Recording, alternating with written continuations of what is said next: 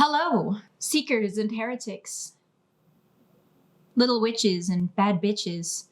Welcome back to Idea Check, where we take an analytical lens to mysticism, spirituality, the esoteric, and phenomena not previously understood. And sometimes we do that through like science and studies, but today we're going to do something a little different. We're going to do it through anecdote. And I'm going to share something with you that I did not plan on sharing. Okay, it's a wee bit personal, but we're going to go there.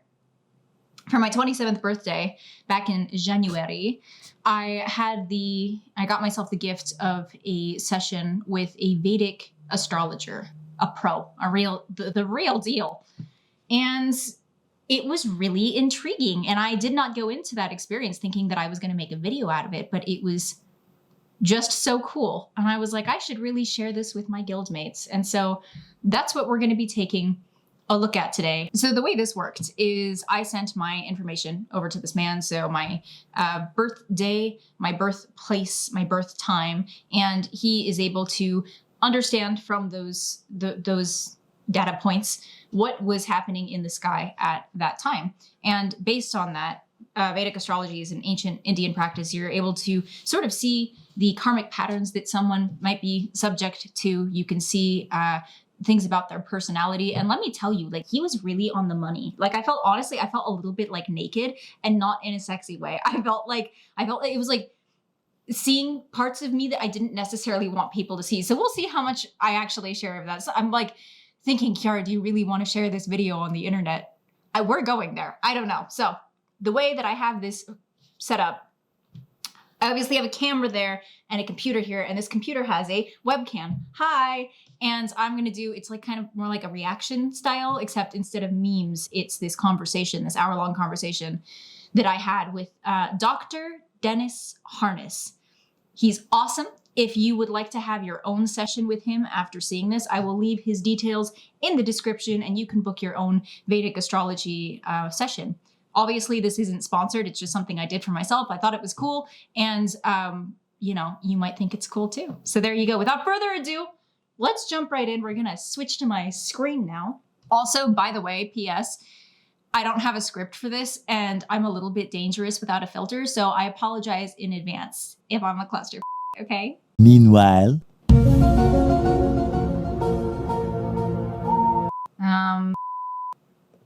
we're having technical difficulties. I'm difficult, and this is technical. Okay, this is an astrological consultation for Kiara. Today's date is the 18th of January, the year 2022. One of the things that I look at first in the chart is the rising sign. And the rising sign, as you may know, is the sign that was rising on the eastern horizon that afternoon in Newport Beach if we could have turned the sky magically dark. And we would have seen the rising sign as Gemini. And I know in Western astrology it'd be Cancer rising. But in Vedic, you're Gemini rising, which is ruled by the planet Mercury. And when you were born, Mercury in your Vedic chart was at 29 degrees 55 minutes. So that can indicate sometimes you can feel like you're in the world, but not of it. You know, you may even feel sometimes like, oops, wrong planet. How did I end up here? You know, so we could say that maybe your home base is in another dimension. You know, we could say you're from a different solar system.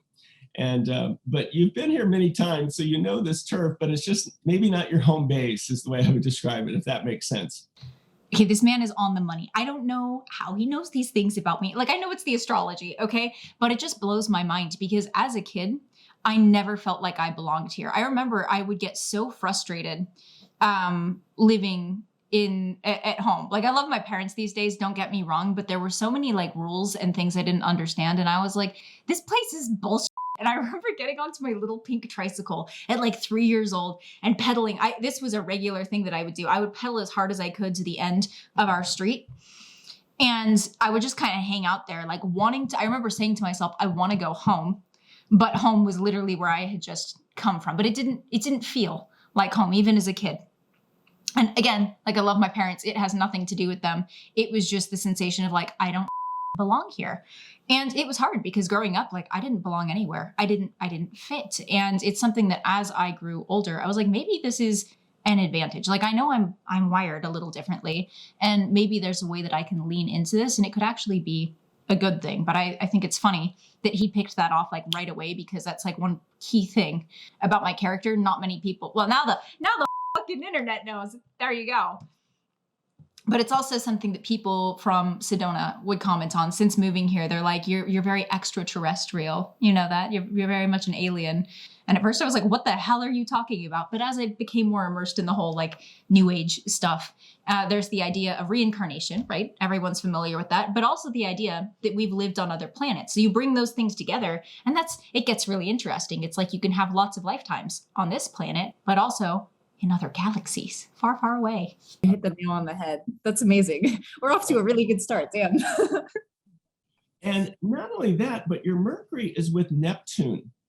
Neptune is a very spiritual planet. And this is true in Western astrology as well. You have Mercury-Neptune conjunction, because the aspects between the planets pretty much stay the same in both systems. It's just that they sometimes shift signs, you know. So Neptune there can indicate a strong intuitive ability to really trust your intuition, that 90% of the time it'll be really accurate, you know. Maybe 1 out of 10 it's not, but you know, still, you know, to trust your heart, trust your gut, you know, is there. And again, that can indicate a real strong mystical bent. When I look at your chart, it's kind of more the path of the mystic versus a religious person. And that doesn't mean you can't appreciate religion, but at the end of the day, it's like, you know, wanting to go your own way, you know, taking what you can from different religions, taking the different sutras or threads, and then weaving your own unique tapestry so that, you know, you kind of travel to the beat of your own drummer. That's literally idea sex. Like that's literally idea sex. It's the idea of having intercourse between different cultures, thinkers, and disciplines, and you kind of weave those all together. And where there's overlap, there's truth, right? Is how we always talk about it. He talks about it in terms of weaving a tapestry, but like, again, on the money, honey. You know, you live by the idea that beaten paths are for beaten people. So, you know, always wanting to take the road less traveled is the way I would put it. I also love, he's so quotable. I just want to take things that he says and put them on t-shirts. So this is a strong aspect. And not only that, but the planet Uranus is also with your Mercury. So, or Uranus. I love that he had to clarify. I didn't know what he was talking about unless he said anus. I call it Uranus. So Mercury's in between these two planets, and these are outer planets. So they're, again, very multidimensional. And Uranus, close to the Mercury, can indicate what I call divine restlessness, you know, where you can get bored easily. So you need a lot of variety, a lot of stimulation in your life, you know, in terms of that. It can indicate also a sensitive nervous system. And what I mean by that is you pick up on people's energies, very strong. You're like a sponge, you know, you're like an empath. So very important for you to have control over your environment as best you can. He's right. I'm a novelty-seeking recluse. Both of those things were accurate. What did he say? Oh, a sensitive nervous system. Yeah, I will, like in crowds, dude, I have an uncanny sixth sense for reading people's energy. And it's literally why I'm alive today. Like it's a gift, and it's also a bit of a curse, because sometimes I wish I could just like enter social situations not knowing the things I know about people. I'm like, that'd be great. That would be great. It'd be way less stressful on my sensitive nervous system. I feel like, what was her name? From the Jane Austen novel, it was the mom. It was like Mrs. Elizabeth or something. I can't remember her name. I feel like that Jane Austen character that was always fainting. Oh, my nerves. That's me. That's why I don't leave my house. So this moon is very strong in your chart. When you were born too, the moon in Capricorn indicates that whatever you explore spiritually, it also needs to make sense on a day-to-day basis. This moon kind of grounds you. It's like, as one of my teachers would say, you're learning to walk the mystical path with practical feet. That's so good. That's so good. The mystical path with practical feet. Like I literally open these videos with taking an analytical lens to spirituality. He's magic. He's a wizard. I'm telling you. Walk the mystical path with practical feet. So it's actually a pragmatic aspect in your chart to really bring spirit into matter, to bring the teachings into the day-to-day existence, you know. So it's a very practical, pragmatic aspect in your chart that, again, helps to keep you in the body, helps to keep you grounded. I always jokingly say I've been in Sedona 27 years and I'm still trying to have an in-the-body experience. Everybody's trying to get out and I'm trying to get in. But anyway, this moon gives you that groundedness, which is really important for your chart. And not only that, but you have a very strong Saturn in the chart. Your Saturn is in the sign of Aquarius in your Vedic chart, which is its ruling sign, because we use the traditional rulerships. So Saturn in Aquarius is in its ruling sign. Saturn rules Capricorn and Aquarius. And your Saturn is well placed in the 9th house, which is the house of spirituality, higher consciousness, tapasya, sadhana, spiritual practices. So this is very great to have the ruler of the 9th in the 9th. It indicates a lot of growth this lifetime, spiritually speaking. Like, even if you made little effort, you would still grow spiritually. But if you make an effort, you can really grow, you know. And this Saturn, it just gets stronger. It gets stronger with age. It just gets more powerful as you get older. So it can also indicate, you know, you're a really old soul, that you've been around the block a lot of times, not just 10, 20 lifetimes, but, you know. I am an old lady. I don't even own a TV. I have like books and tea. And when I'm not thinking a million miles a minute and up until 3 o'clock in the morning for like 7 days in a row, I go to bed at 9 o'clock because I'm an old lady. Furthermore, Jupiter, besides ruling your house of marriage or partnership, rules your 10th house, of career. So it indicates the importance of spiritual work, that your work needs to be spiritually oriented, directly or indirectly. And if it can be humanitarian and can have a spiritual basis to it, so much the better, you know, if your work can have that, or be involved with the healing arts in some way. I build businesses and I really like what I do. Maybe that changes in the future. I mean, I would love to do something, if it could be business and science and spirituality and like bridging that and like science of consciousness, maybe there's something in there 10 years down the road that makes sense. But like, I feel like I'm exactly where I'm supposed to be with my career. Because your Jupiter's in the 6th house, which is the house of health and healing. And it's also the house of service. That's one of the things that really brings you a lot of happiness, is when you feel like you're in service to other people, when you're giving to other people. That's true. I'm like a puppy. I just want to please you. And bring you a lot of joy and happiness. I'm curious, what kind of work do you do? I build companies. I work for a venture studio. It's called, and we're trying to build 100 companies in 5 years. Wow. My official title is Idea Sorceress and Head Storyteller. So I've got that going, and I absolutely love working in the startup worlds. Mm-hmm.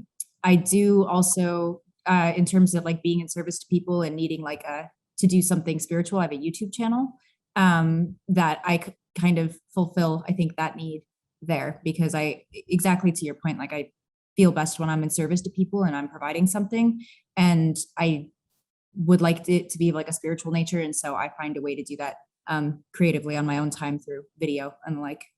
Oh, great. What's your YouTube channel called? I mean, it's called Idea Sex with 2 X's, and it's about the science of consciousness. So it's like looking at like studies from the Institute of Noetic Sciences. It's like cross-analyzing different like scripture, traditions, religions, like all that stuff, sort of to your point in the beginning. So, yeah. Yeah, weaving your own tapestry, you know. Yeah. Okay, cool. Well, you know, it's interesting that you even call it that, because your Jupiter, as I mentioned, is next to Pluto. And Pluto can be connected with the 8th house because it's the Scorpio planet in Western astrology. The 8th house is the house of sexuality. And, you know, it's not just physical sex, but it's actually It's also idea sex. The eighth house sometimes is connected with sexuality, sensuality. But sometimes in Vedic astrology, the 12th house is actually connected more with physical sex than even that. So Pluto is connected with Tantra and with, which is again, on the truest level, is uniting your own feminine and masculine energy within yourself. I have a video on that there. Yourself. And the woman that talks in that video, Mally, is the one who introduced me to Dr. Dennis Harness, her astrologer. And your Mercury, as we mentioned, is with Neptune. So that's why this kind of interest more deeply into intuition and into the spiritual realm started about 2 years ago. That's when I started my YouTube channel. Interesting. Okay. Because Mercury is the planet of communication. Yeah. So it's connected with teaching, counseling, consulting, advising work, and writing, doing writing, keeping a journal, committing your thoughts to paper, or maybe committing your thoughts to the YouTube channel, where it's brought from a mental realm into a physical form some way is what's needed. And, your Mercury's with Uranus, which rules the internet, also rules social media. So, again, that taps in. And you're still in this Mercury cycle until August of 2022 of this year. And that doesn't mean after that it ends, but it's... Yeah, guys, that's as long as you get me. August 22, I'm out. Again, kind of as you've talked about, it's the launching of things like that. The launching of things like that. I think too, wherever you live, if possible, that there should be some feeling of, what do we say, seclusion connected with your home. Yeah, everyone off and leave me alone. That it should feel like a sanctuary for you, where it's like your temple, that you enter into your temple, is very much, because the planet that rules your fourth house of property and real estate is Mercury. And Mercury, as I mentioned, is with Neptune and Uranus. So it indicates also getting an unusual home, unique homes, sometimes places that... I want to live in a giant mushroom. Again, feel kind of otherworldly for you. Or like carved out of a tree. I don't know. I don't know if that's possible, but that's what I want. Possible. It'd be really cool for you. That would fit more, I think, your rather than living necessarily right in an urban area. Yeah. I would rather die than live in a city. Yeah. Unless it was really a unique place, on a cul-de-sac or something, where it had that feeling of seclusion, I think could be important for you. And I put a green paper clip on your chart, that the color green can be healing for you. It's my favorite color. That's why I always leave you guys green hearts. It's literally my favorite color. There you go. A few moments later. Hello. You may be confused about the wardrobe change, and I am too. Basically, this video, once I filmed it all the way through, was really long, and I didn't realize how long it was until I put it up on my computer, and I was like, God damn it. I'm going to have to make this 2 videos. It's going to have an intro and an outro, like another one filmed if it's going to be 2 videos. And so this is me filming another outro, except I couldn't find what I was wearing earlier today, and I was getting ready for bed. So this is me in my pajamas in this fuzzy robe saying thank you for joining me today. If you enjoyed this video, I think you'll really like the next one, because we're going to talk about marriage, divorce, and death. Things get real juicy. So in any case, thank you so much for joining me on Idea Sex today. Feel free to check out Dr. Harness's information in the description. And hail to the power and the sights. And until next time, I hope you stay very, very blessed. Just talk. Okay, just talk. In fact, close the script, because you're not going to use it. I said so. Thank you. I can't remember the last thing I said.